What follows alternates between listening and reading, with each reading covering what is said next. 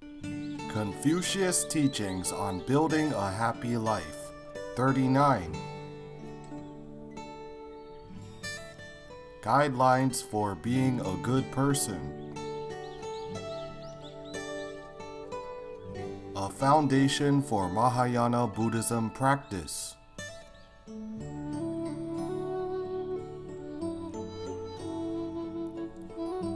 Validated by Master Jin Kong.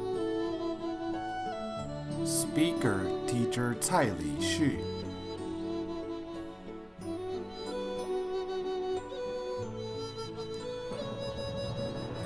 Elaborating 弟子规 in detail, 39. Hello, my friends. Let us look at the next chapter on Become Close to the Benevolent Ones. We mentioned before that the word benevolent, 人, is a compound character which connotes two people. Which are these two people? It is to think of others when we think of ourselves. In other words, it is, don't do to others what you don't wish to be done upon you, and the attitude of, if you wish to establish yourself, establish others. If you seek to uncover your own wisdom, help others uncover theirs. To put it simply, it is to be thoughtful of others constantly. To judge if one is a benevolent person, we can look at it from several angles. Firstly, he must be kind-hearted. Secondly, he must be humble. And thirdly, can lead others by example. When we were running our course in Beijing, Teacher Yang happened to be dealing with some matters in Shandong.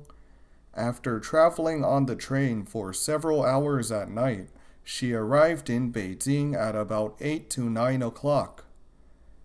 At that time, we were running a 5-day course in a hotel. Without taking a rest, she came to the hotel to see everyone.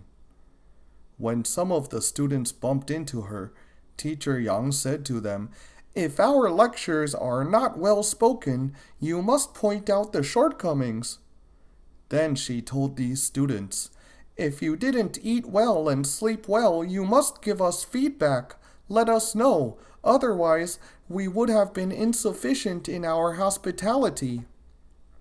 She then said to these students, "Attending lectures must be very exhausting, so you should rest when you can."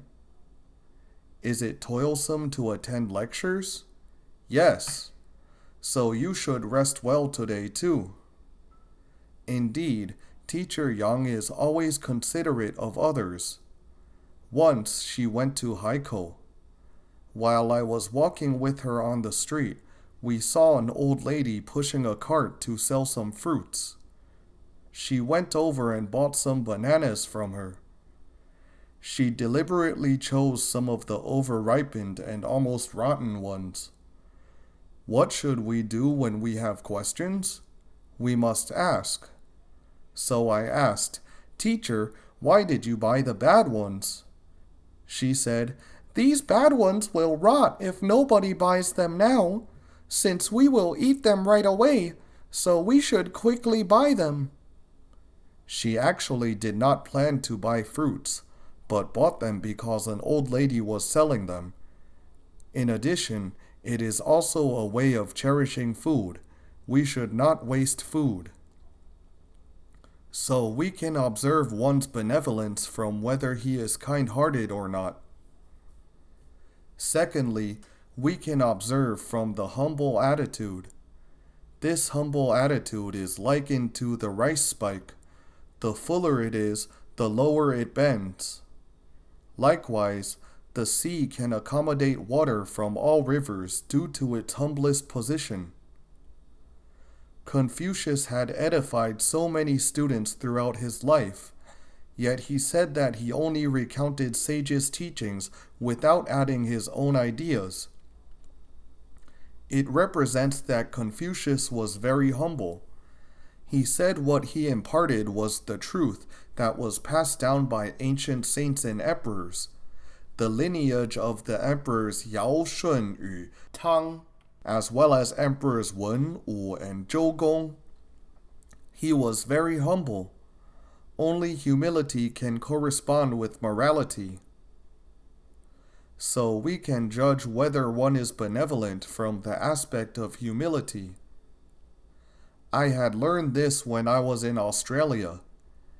At that time, Uncle Lu was sitting next to me, but I did not recognize his true identity after sitting with him for 1 to 2 weeks. Fortunately, I had learned this phrase: I will serve others' parents as if I am serving my own parents. So I took the initiative to give him a bow and said, "Hello, Uncle Lu." Otherwise, I would have lost the opportunity to learn from him, and the result would have been completely different. From this incident, I also gained a deep understanding of how a truly virtuous person looks. They are amiable and very humble. Since then, whenever I join a new group, I will never be deceived by others. Because if we listen to some people boasting about how well they know certain officials, how much property their family has, or how successful their career is, what would ordinary youths think? Wow, how capable they are! They would very likely be taken in the wrong direction. So the second point of consideration is humility. The third point is that a benevolent person must lead others by example.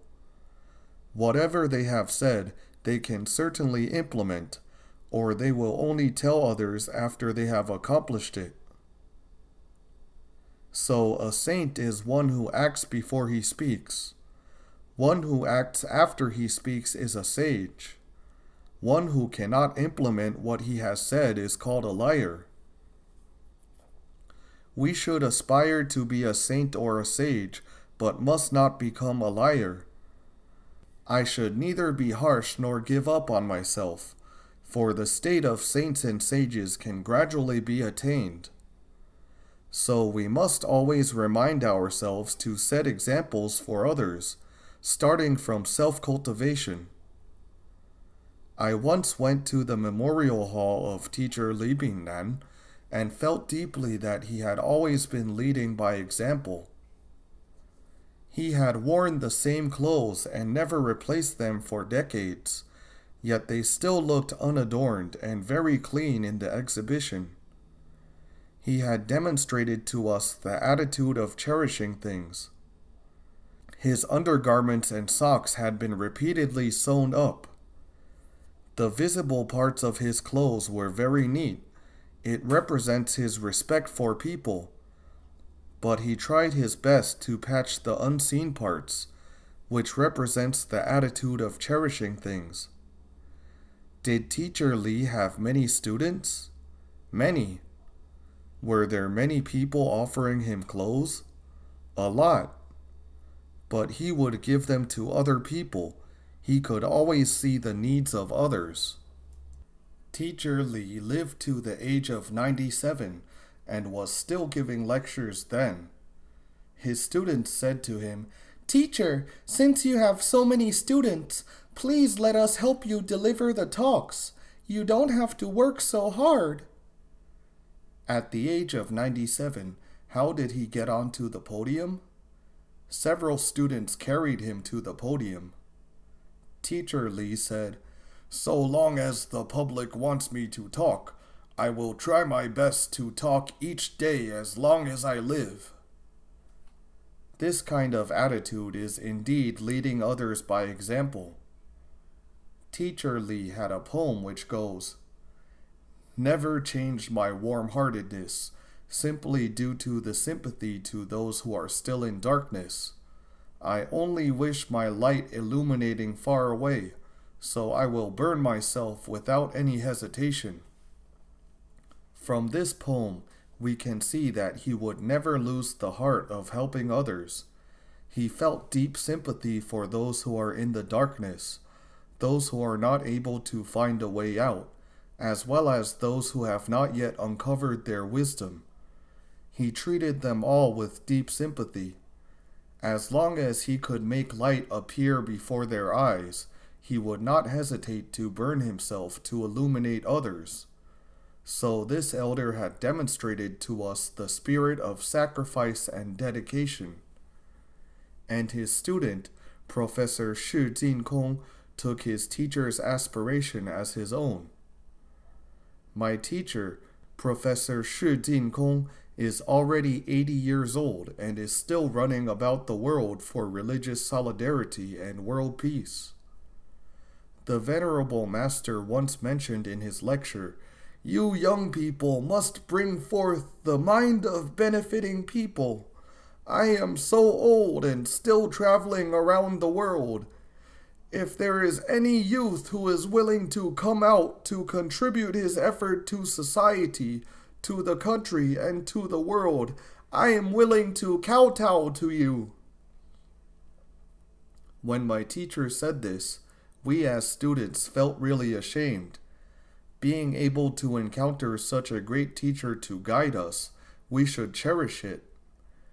We must regard our teacher's aspiration as our own.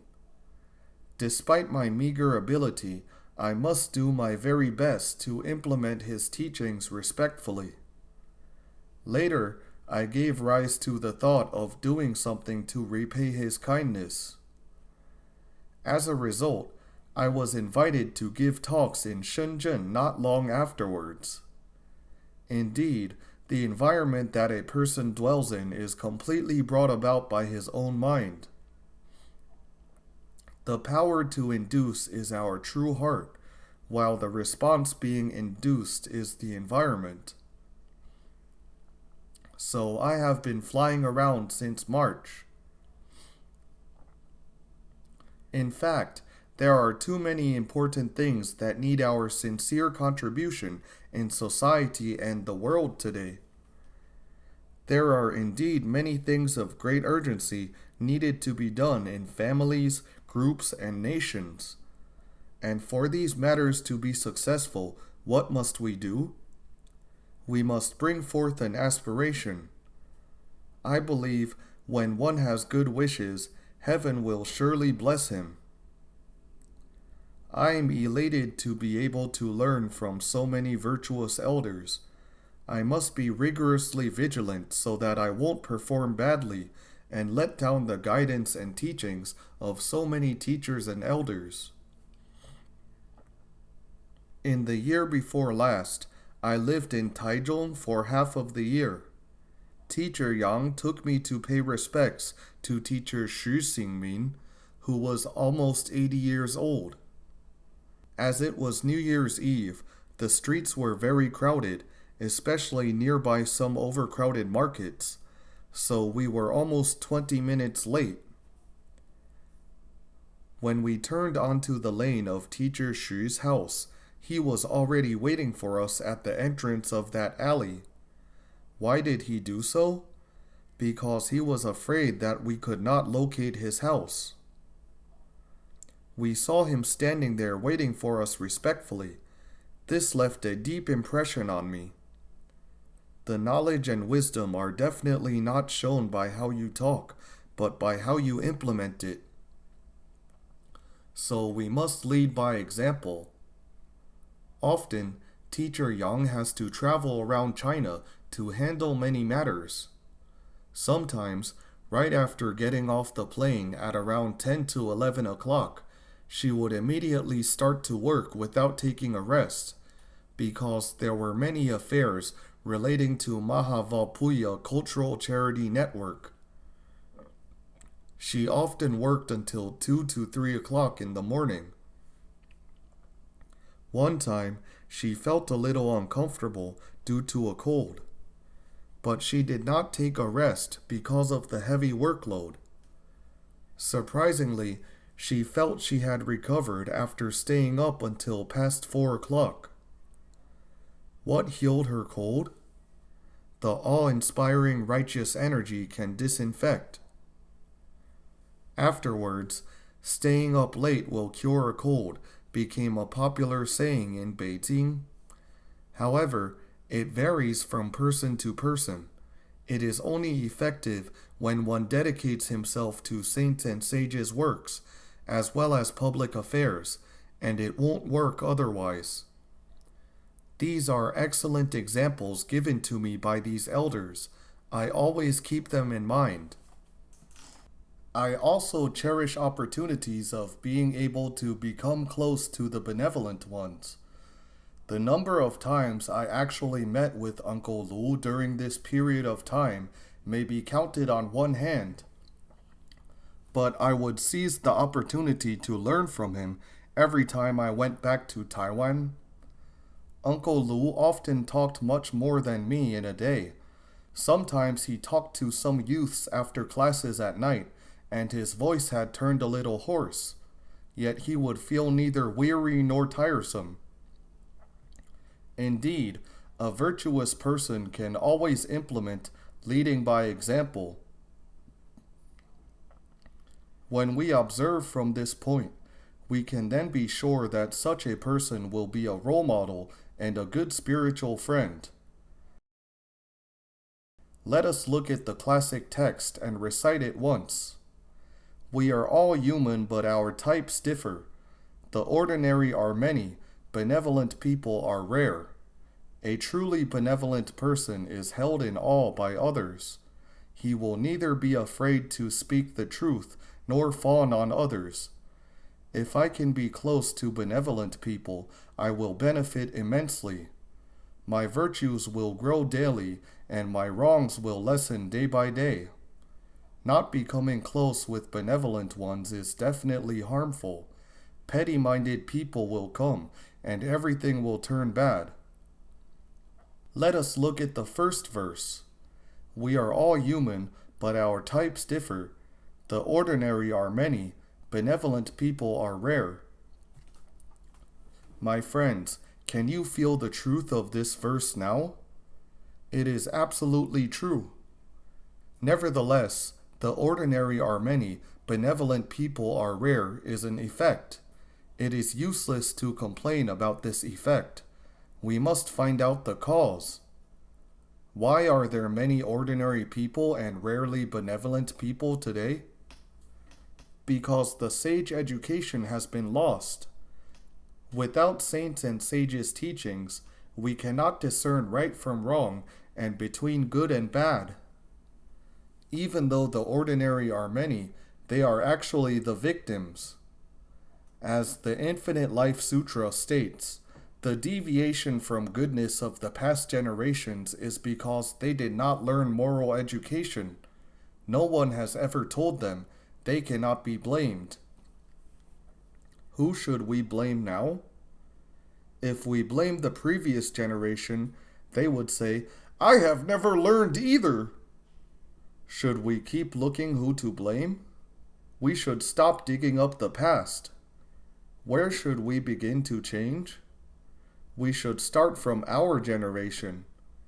We must not let sage teachings be buried, but reveal them to illuminate the world.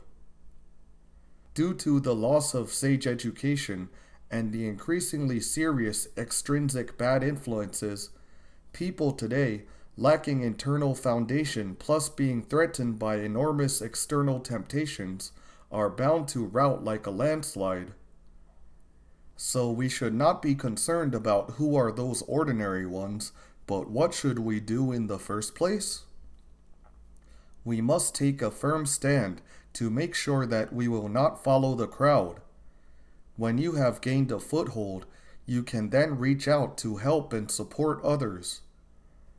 After we have gradually improved our abilities, we can then extend our self-cultivation influence to harmonize family, govern a nation, and bring peace to the world.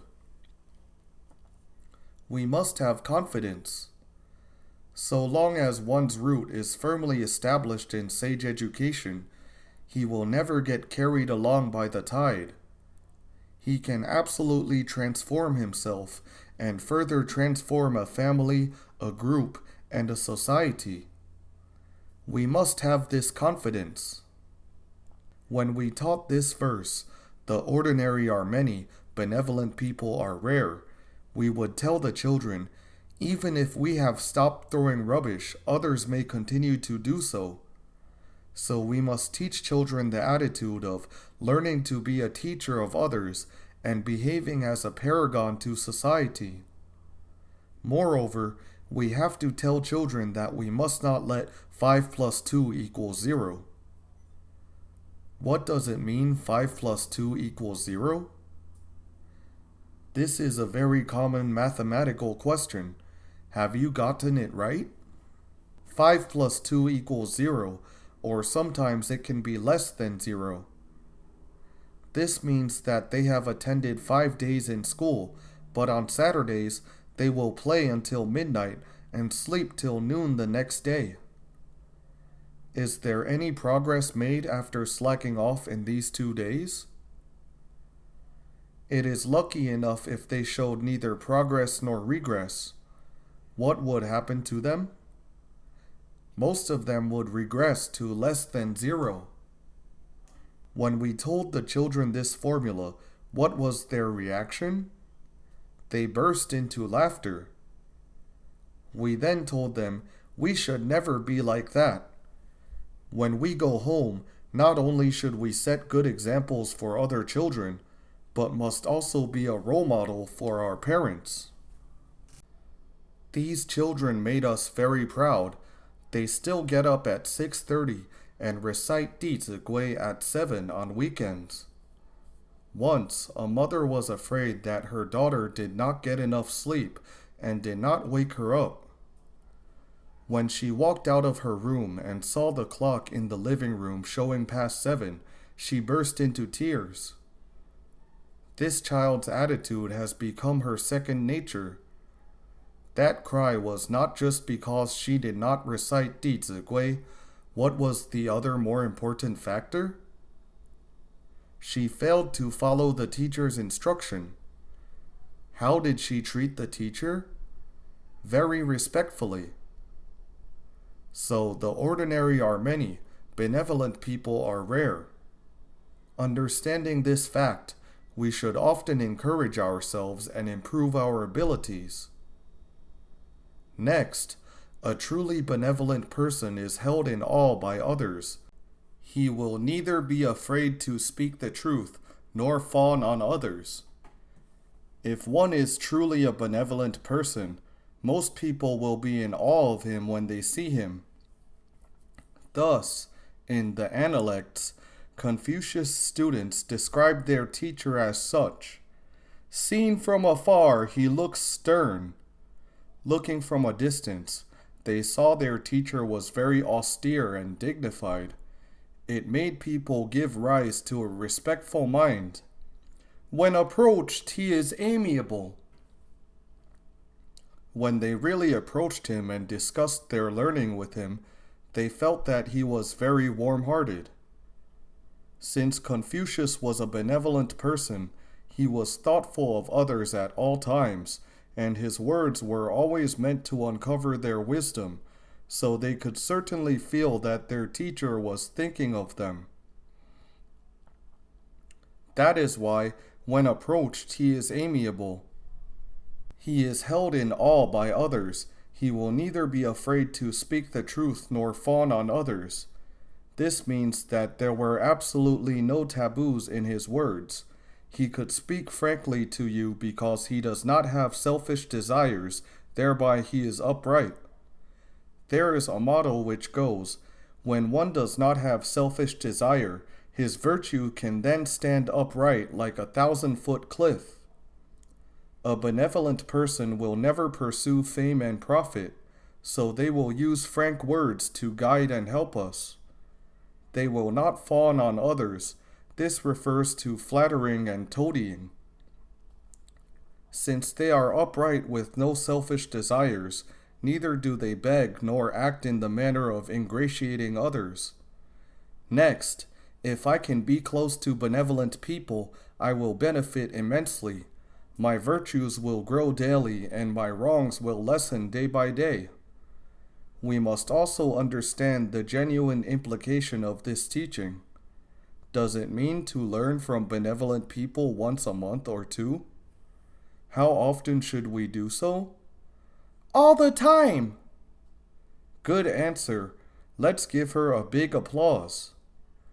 May I ask, how do we do it all the time? We would not be able to read 弟子规 when we are walking down the street. So how do we implement the principle of all the time? By genuinely practicing and remembering the teachings respectfully.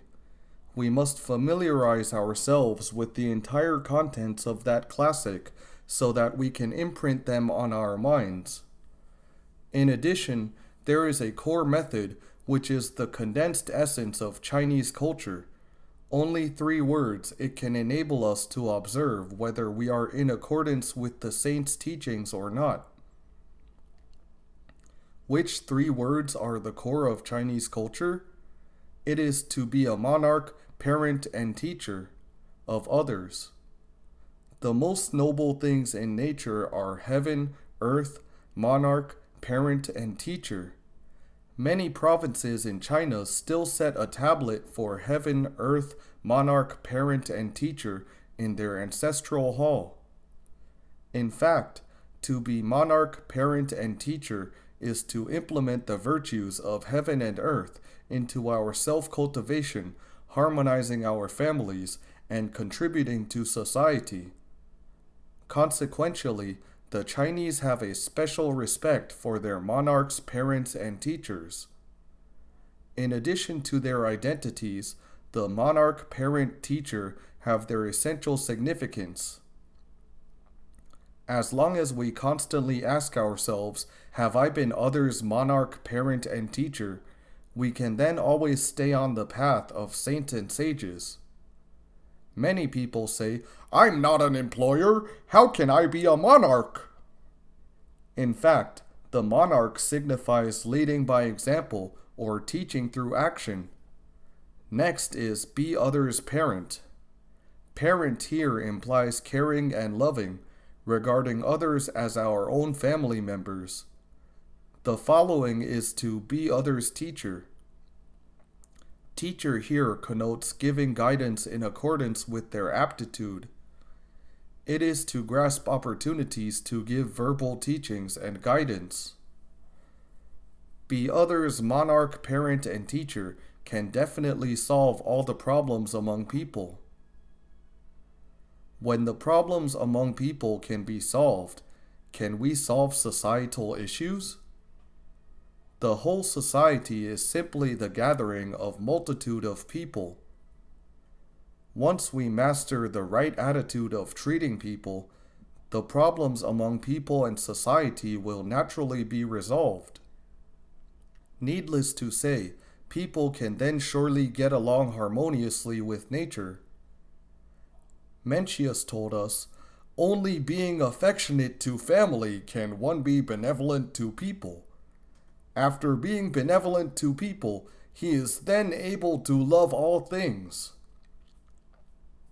Observing this sequence, one will naturally extend his benevolence to care for and respect all things. So world peace can be realized as long as the relationship among people is well managed. When we can constantly remind ourselves whether we have been others' monarch, parent, and teacher, then our path of cultivating of Tao will progress rapidly. Nowadays, we have heard parents saying that it is not easy to discipline children, teachers saying that students are not easy to educate, and the employers saying that it is not easy to lead the employees. These are all consequences. What is the cause? What is the cause? There is a sentence which is the essential doctrine in Confucianism. When things don't accord with my wish, I must turn inwards and introspect myself. This verse is very intriguing. Its allusion comes from the doctrine of the mean. In this classic, Confucius mentioned, in archery, we can find a similar principle with being a virtuous man. Shooting an arrow is similar to cultivating to become a virtuous man. When we pull the bowstring and prepare to shoot the arrow, but we miss the target after the arrow is discharged, this is called missing the center of the target. Who should we blame when the arrow misses the target? We should turn around to find the cause of our failure in ourselves. We must blame ourselves for lacking the skill.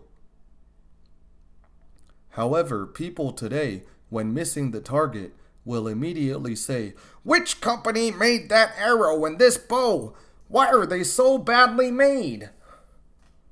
They did not find the crux of the problem when they feel children were not easy to teach and employees not easy to lead, because they did not turn inward to introspect themselves. Let us take a look at why parents today think that children cannot be taught well. It is because they have not implemented being a monarch parent and teacher. Let's see if parents today have been leading by example. Have they? They may demand children to practice Dizigui teachings and be filial to parents, yet speak to their own parents with a bad attitude themselves. As a result, people below emulate the conducts of the people above. I remember one true story of a region where people had a bad custom. When their parents were too old, the children would carry them up to a mountain and leave them there, while they would return home by themselves. The grandson, who could not bear to see this, kept persuading his father not to put his grandfather on the mountain, but his father refused to listen. Later, he followed his father to carry his grandfather up to the mountain. After they put down the grandpa and prepared to go home, the grandson took his grandpa out of the bamboo basket and took the basket along. His father said to him, "Just leave the basket there. Why did you pick it up?" The grandson said to his father, "I am taking it home so that I can carry you up the mountain in the future." Was this grandson wise? Yes. He used this expedient approach to awaken his father's filial piety. His father thought, "If I'm not filial, my son will learn from me and not be filial to me." So if parents do not set a good example, then it is like a house where the lower beam will go aslant when the upper beam is not straight. The more people I come into contact with, the more I deeply feel that the influence of the family education is absolutely true. As parents, we must first consider whether we have been a monarch to our children. Parents will surely say that they have been a parent because they have been going all out to make money every day for their children. Isn't this a loving parent? If wisdom is absent in love, then to love someone is actually to harm him. The consequences will be rather serious if we spoil children. A saying in Hokkien dialect goes, "Doting on your pig, it will turn your stove upside down. Doting on your son, he will become infilial. Doting on your wife, she will cause chaos. Doting on your husband, you will cry at midnight. Doting on your daughter, she will have difficulty accepting the family rules of her in-laws." Look, the local sayings always contain the deep wisdom of life. These local sayings were filtered to only leave the essence and passed down from our ancestors. One sentence can be a great reminder to our lives. Let us look at the verse, "Doting on your pig, it will turn your stove upside down." If you spoil your pig, it will run into your kitchen and overturn your stove. How realistic is this saying? People today raise a dog but never train it well, so it runs to the owner's bed and wags its tail. When the owner says, "Get out of my bed," it still ignores him because it knows where your bottom line is. Even a dog can probe your bottom line. Can people do so? So when we educate children, we must be very principled. Otherwise, children will see through our weakness. We should not even dote on pigs, let alone dote on people. Therefore, if you dote on your son, he will become unfilial. I once heard a case from a friend. There was a couple who raised 6 sons. Were they happy? All 6 children are sons. The couple bought 6 houses for all 6 sons and married them 6 wives. 1 son, 1 wife. Ha ha ha. Everything was arranged for them. Aren't such parents great? How did the parents end up? They had no place to live. Is this considered loving their children? It is harming them. If parents were to help their child do everything since he was young, what attitude will he develop? I deserve everything my parents did for me. In the end, the eldest son still had a little conscience. He built a small wooden house next to the pigsty for his parents. The neighbors could not bear to see this and told the couple, "Sue your 6 sons!" Should they do so? Should they sue? Should they? Zhu Lu's maxims states, contention and lawsuits are forbidden in a family. Litigation will end up in doom. Had they won the lawsuit and every son had to take turns to support the couple for 2 months, for instance, what would have been the ending? Their daughters-in-law probably would throw meals to them and say, "Hurry up to eat!" They originally could have lived for 10 to 20 years after retirement, but they might have only 3 years to live after being supported by 6 sons in shifts. They might get driven mad every day and contract cancer. Had they known the consequences, would they have done what they did? So we must educate children with virtues as their root. This is to truly love them. Next, doting on your son, he will become unfilial. Doting on your wife, she will cause chaos. So even your wife, you should not dote on her. If you do, she will act irrationally by crying, whining, and threatening suicide. You will tremble when your phone suddenly rings while you are at work, wondering if your wife is trying to make a fuss again. In the end, your career and family will be messed up. So what kind of woman should we marry? One with virtues. Do men today know this? They do not know. But we cannot blame them. They have never learned the first poem entitled Guanju in the classic of poetry, which reads, "Guan Guan cry the ospreys on the islet in the river. A clement fine lady is the perfect match for a gentleman." Why is Guanju the first poem in the classic of poetry? And this poem unexpectedly talks about a bird and a clement fine lady? The classic of poetry is a rather important classic in China. Why did this classic talk about Guanju in the first section? There is great wisdom in it. Which relationship is the pivot among the 5 ethical relationships? The husband-wife relationship. So this first article talks about the way of husband-wife. Why was a bird used to educate people?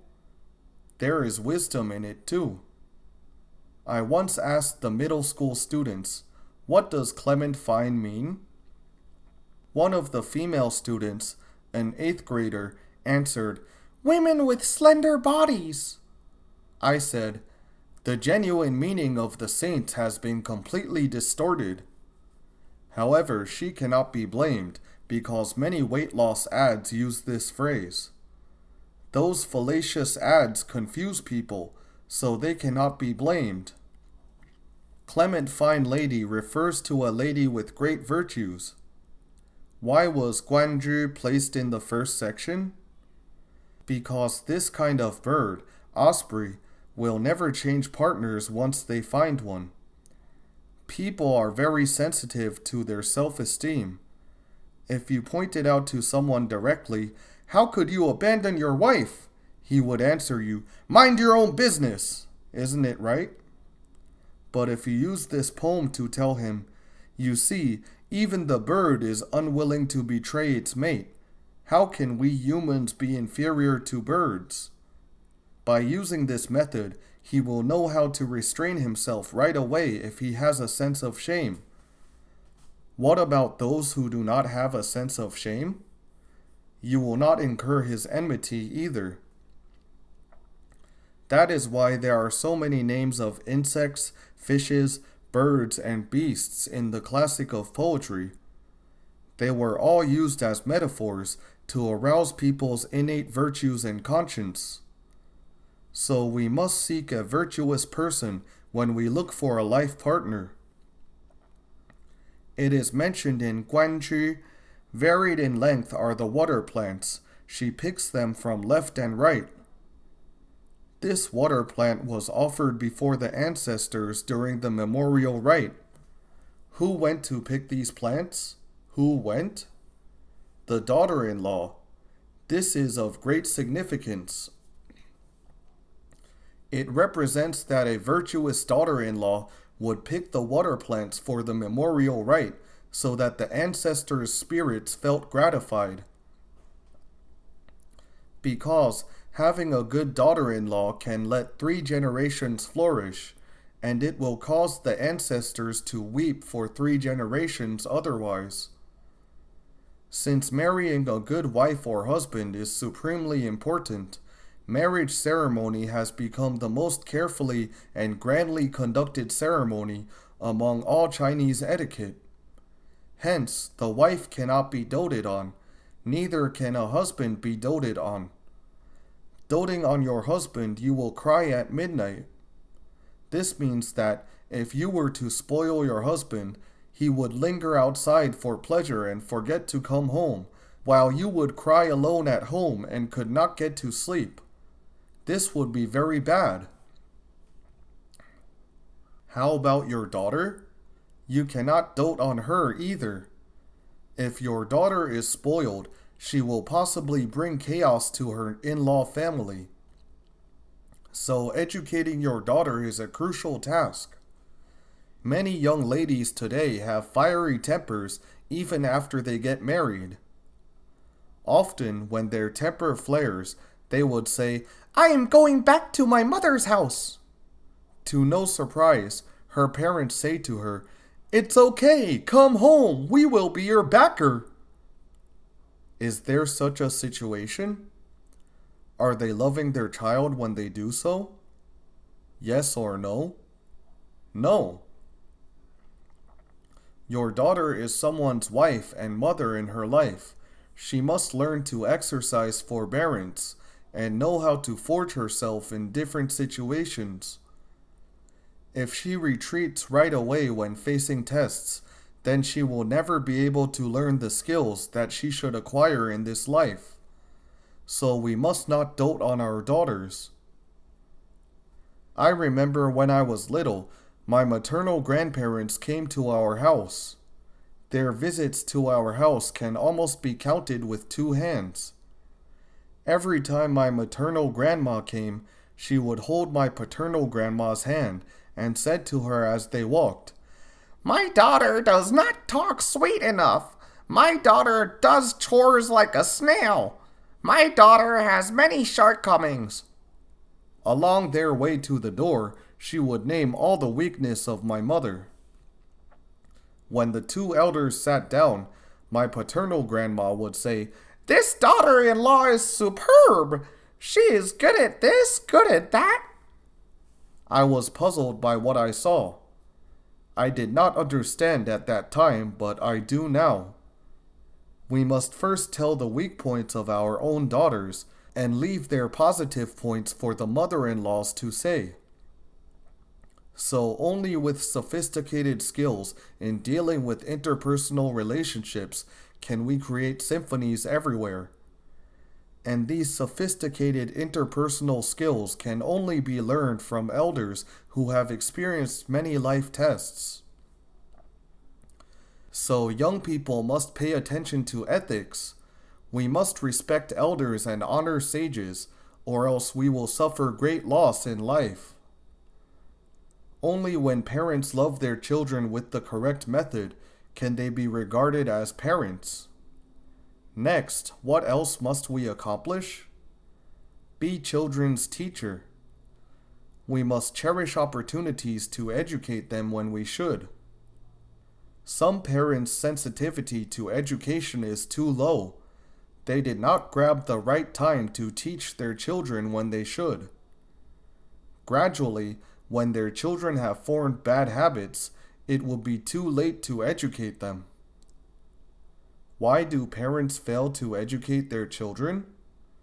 What do they not constantly observe? Be a monarch parent and teacher for their children. Likewise, why do employers fail to lead their staff successfully? Why? Perhaps they only hold the title of manager or general manager, but fail to lead them by example. Will the subordinates be convinced? Very difficult.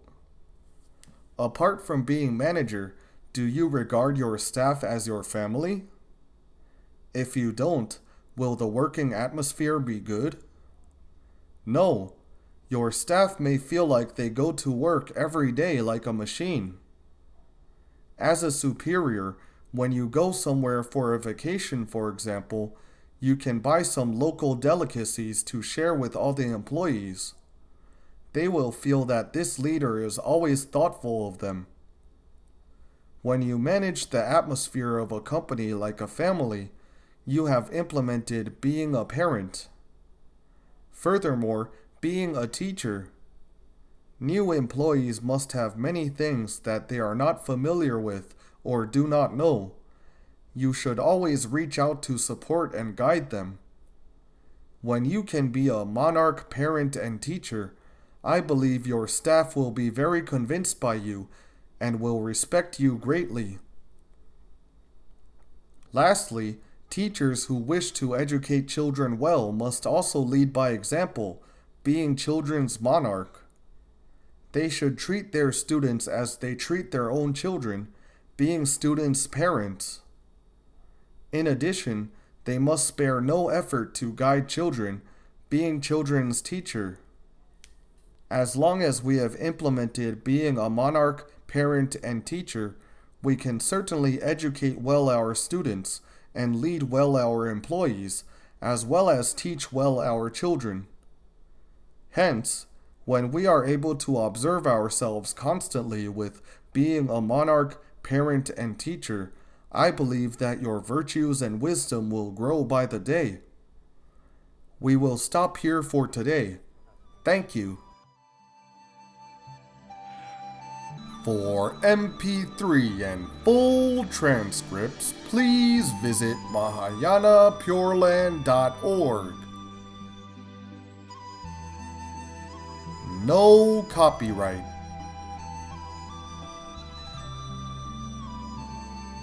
Infinite merits to propagate.